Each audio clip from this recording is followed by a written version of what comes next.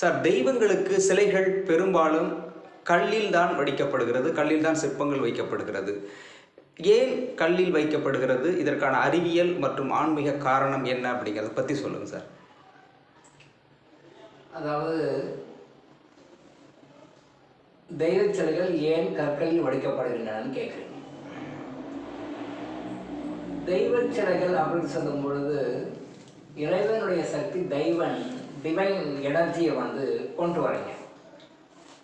நான் ஏற்கனவே சொல்லிக்கிறேன், கடவுள் வேறு நாம் வேறு இல்லை, நாமளே தான் கடவுள், கடவுளை தான் நாம். இது ஒரு பெரிய உயர்ந்த ஆன்மீக உண்மை. இது இப்போ டக்குன்னு உங்களுக்கு புரியாது, அது அந்த பக்கம் வரும்போது தான் புரியும். நம்ம படிப்படியாக உயர்ந்த 100 அடையும் போது நம்ம தெய்வமாக மாறிவிடுகின்றோம். அதிலிருந்து எவ்வளோ கூட கீழே இறங்கி வருமோ அப்போ நம்ம இந்த மனிதர்களாக இருக்கணும், மனிதர்கள்லேயும் ரொம்ப கீழ்த்தரமான மனிதர்களாக நம்ம இருக்கிறோம். அப்போது ஏதோ ஒரு சக்தி தெய்வ சக்தி, இறை சக்தி, கண்ணுக்கு தெரியாத சக்தி இருக்குன்றோம். அந்த சக்தி நம்ம பார்க்கக்கூடிய எல்லா இடத்துலையும் இருக்குது. அங்கிங்கெனாதபடி எங்கும் நிறைந்திருக்கின்ற பரம்பொருளே, அங்கு இங்கு எனாதபடி எங்கும் நிறைந்திருக்கின்ற பரம்பொருளே. எல்லா பொருள்கள்லையுமே அந்த இறைசக்தி இருக்குது. பட் அது இறைசக்தி இருக்குன்றது அந்த உயர்ந்த பக்குவம் உள்ளவர்கள் மட்டும்தான் புரிஞ்சிக்க முடியும். மற்றவங்களுக்கு அது புரியாது, தெரியாது. அந்த பக்குவம் வரும்போது தான் புரியும். அப்போ இறை சக்தியை ஒரு இடத்துல கொண்டு சேர்த்தணும். அந்த இடத்துல சேர்த்துறதுக்கு அக்குமுலேட் பண்ணுறதுக்காக ஒரு விஷயமாகத்தான் கோயில்களையும் சர்ச்சுகளையும் மாஸ்களையும் மனித இனம் கொண்டு வந்தது. காரணம் தெரியாமல் கொண்டு வந்தது. அப்போ இறை சக்தியை அக்குமுலேட் பண்ணுறதுக்கு இப்போது நாம் எனர்ஜி வேணும், வால் கிளாக் ஓடணும், அது ஒரு பேட்டரி வச்சுருக்கோம். அந்த பேட்டரி அந்த எனர்ஜியை ஸ்டோர் பண்ணி வச்சுருக்கோம். பேட்டரியில் அந்த எலக்ட்ரிக் எனர்ஜி ஸ்டோர் பண்ணி வச்சுருக்கனால அது உள்ளே போடும்போது வால் கிளாக் ஓடுது. இப்போ பேட்டரின்றது என்ன? மொபைல் ஃபோன் இருக்குது, மொபைல் ஃபோனில் ஒரு பேட்டரி இருக்குது. ஸோ அப்போ அதுக்கு தேவையான எனர்ஜியை உந்து சக்தியை அவங்க உள்ளே கொண்டு வந்து பேட்டரியில் வச்சுருக்கோம். அந்த பேட்டரி போட்ட பிறகு அதுலேருந்து எனர்ஜி எடுத்து செல்ஃபோன் இயங்குது, ஆப்ரேட் பண்ண முடியும். ஸோ பேட்டரின்றது சோர்ஸ் ஆஃப் எனர்ஜி. அந்த சோர்ஸ் ஆஃப் எனர்ஜி எங்கே இருக்குது அதை அப்சார்ப் பண்ணி கொண்டு கண்டென்ஸ் பண்ணி இங்கே உள்ளே வச்சுருக்கோம்.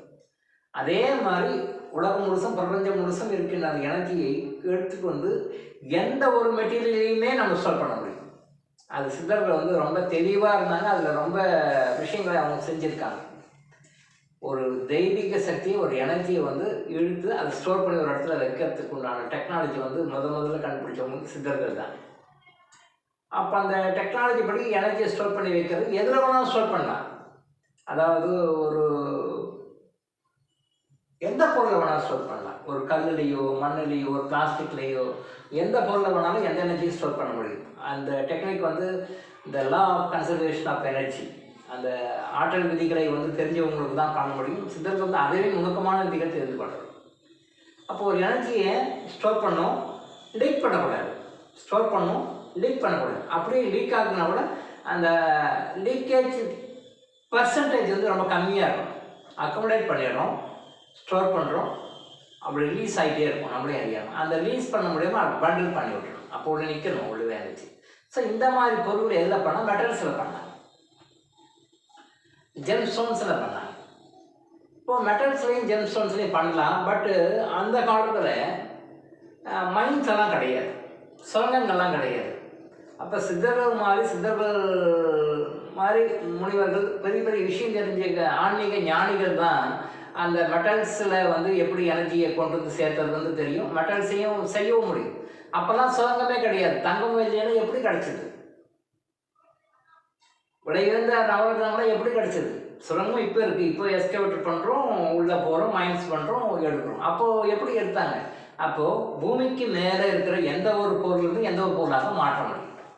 பூமிக்கு மேலே இருக்கிற எந்த ஒரு பொருளையும் எந்த ஒரு பொருளாக மாற்ற முடியும். அதான் அல்கமின்னு சொல்லுவாங்க. ரசவாதம்னா என்னன்னா, சாதாரண ஒரு உலோகத்தை தங்கமாக மாற்றுவது மட்டும் கிடையாது, உலகத்தில் எந்த ஒரு பொருளையும் எந்த பொருளாகவும் மாற்ற முடியும். இந்த விஷயத்தை, நுணுக்கத்தை, ரகசியத்தை தேர்ந்தவர்கள் சித்தர்கள் மட்டும்தான். அப்போ இந்த கற்களில் சேர்த்து வைக்கக்கூடிய எனர்ஜி ரொம்ப ஈஸியாக பண்ண முடியும்.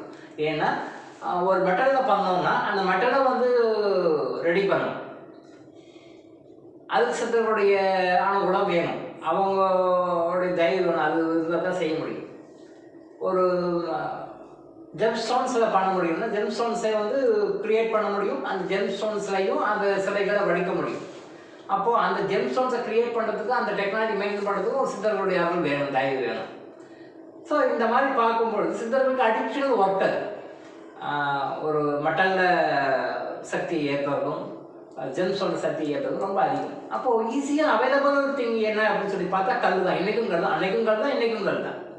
ஸோ ரொம்ப ஈஸியாக அவைலபிள். கல் எங்கே வேணாலும் போய் எடுத்துக்கலாம், எங்கே வேணாலும் போய் எடுத்துக்கலாம். பட் அதே நேரத்தில் கல்லை ஸ்டோர் பண்ணுற எனர்ஜி வந்து ஒரு குறிப்பிட்ட பீரியட் வரைக்கும் ஸ்டாக்னண்ட்டாக நிற்கும். அந்த லீக்கேஜ் பர்சன்டேஜ் ரொம்ப கம்மியாக இருக்கும். ஸோ அதனால தான் கற்களிலே சிலைகளை வடித்தார்கள். கற்களிலே சிலைகளை வடிப்பதற்கான காரணங்கள் பல காரணங்கள் இருக்குது. அது இது மிக முக்கியமான காரணம். கல் ஈஸியாக கிடைக்கக்கூடிய ஒரு பொருள், அந்த ஈஸியாக ஹேண்டில் பண்ணக்கூடிய ஒரு பொருள். அந்த ஈஸியாக ஹேண்டில் பண்ணுறதுக்கு பெரிய பெரிய மகான்கள் சித்தர்களுடைய தயவு வந்து ரொம்ப கம்மியாக இருக்குது. கல்லை பண்ணுறதுக்கு மற்ற விஷயங்களில் வந்து எரிசக்தியை கொண்டு வந்து ஸ்டோர் பண்ணுறதுக்கு, கல்லை எரிசக்தி கொண்டு வந்து ஸ்டோர் பண்ணுறதுக்கும் என்ன வித்தியாசம்னா, அதுக்கு மேலுலக உயர்ந்த ஆன்மீக ரகசிய தெரிஞ்சவங்களுடைய தயவு நிறைய போகணும். இதுக்கு கம்மியாக தடை போகும். அதனால தான் கற்களிலே சிலைகளை வைத்தார். ஸோ கற்களுக்கு அந்த எனர்ஜியை ஸ்டோர் பண்ணி வச்சுக்கக்கூடிய சக்தி இருக்குது.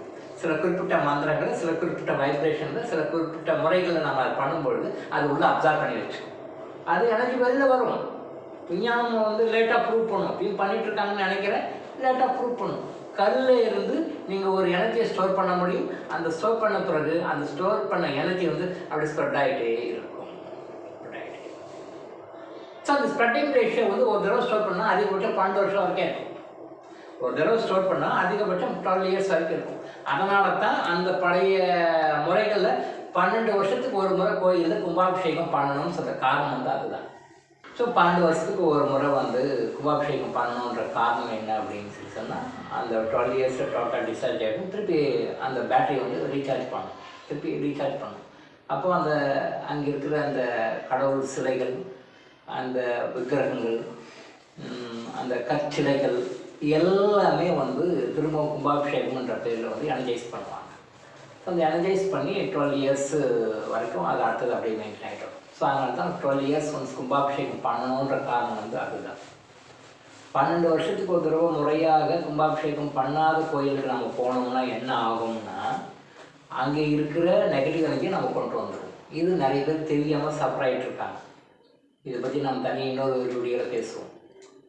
12 வருஷத்துக்கு ஒரு முறை முறையாக கும்பாபிஷேகம் செய்யாத கோயிலுக்கு நம்ம போனோம்னா அங்கே என்ன எனர்ஜி இருக்கும், உங்ககிட்டேருந்து நெகட்டிவ் எனர்ஜி வாங்கிக்கிட்டு பாசிட்டிவ் எனர்ஜி கொடுக்கக்கூடிய சக்தி வந்து அங்கே இல்லை. ஏற்கனவே வந்தவங்க அங்கே நெகட்டிவ் எனர்ஜி வச்சுட்டு போயிருப்பாங்க. அப்போது உங்ககிட்டேருந்து வர்ற நெகட்டிவ் எனர்ஜி வாங்கிக்கிட்டு உங்களுக்கு ஃப்ரெஷ்ஷாக புது எனர்ஜியை, நல்ல எனர்ஜியை கொடுக்கக்கூடிய சக்தி அங்கே இல்லாததுனால என்ன பண்ணுவீங்க, நீங்கள் அங்கே போயிட்டு அங்கே இருக்க நெகட்டிவ் எனர்ஜி வாங்கிட்டு வந்து இன்னும் சஃபர் ஆகிட்டு இருக்கீங்க. இதுவும் நிறைய பேருக்கு தெரியாது. அதனால் முறையாக 12 இயர்ஸ் ஒன்ஸு முறையாக கும்பாபிஷேகம் பண்ணுற கோயிலுக்கு போங்க. 12 இயர்ஸ் ஒன்ஸ் முறையாக கும்பாபிஷேகம் பண்ணாத கோயிலுக்கு நீங்கள் போக வேண்டாம். அந்த மாதிரி கோயில்களுக்கு கும்பாபிஷேகம் பண்ணுறதுக்கு உங்களால் என்ன பங்கெடுத்து செய்ய முடியுமோ அந்த மாதிரி செய்யுங்க. இப்படி செய்வதன் மூலம் நாம் வந்து புண்ணியத்தை தேடிக்க முடியும். ஸோ கற்களில் வந்து 12 இயர்ஸ் வரைக்கும் அந்த கெப்பாசிட்டி இருக்கிறனால தான் கற்களில் சிலையை செய்தார். டாக்டர் இளங்கோ ஆயுஷ் ஹாஸ்பிட்டல் வழங்கும் விழிப்புணர்வு.